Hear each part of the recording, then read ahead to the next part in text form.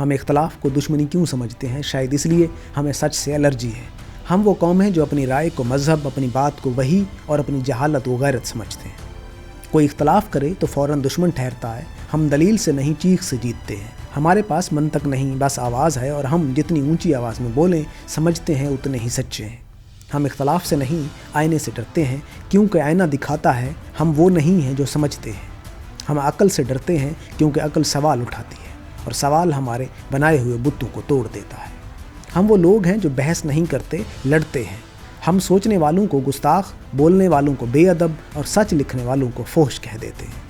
منٹو نے کہا تھا، اگر میرے لفظ گندے ہیں تو وہ زمانہ صاف کیوں نہیں کرتے جسے وہ دکھاتے ہیں؟ مگر ہم نے زمانہ نہیں، منٹو کو گالی دی۔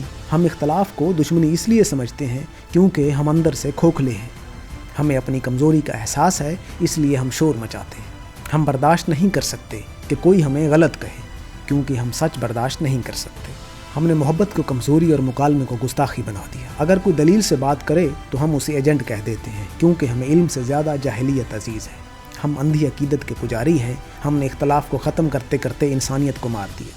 اب ہمارے پاس صرف نعرے ہیں، سوچ نہیں۔ اختلاف دشمنی نہیں ہوتا، مگر ہم دشمنی پیدا کیے بغیر جیت نہیں سکتے۔ ہم وہ لوگ ہیں جو سچ سے زیادہ اپنی جھوٹی انا سے محبت کرتے ہیں۔ یہی ہماری تباہی ہے۔ ہم زندہ نہیں، صرف شور مچانے والے مردہ لوگ ہیں۔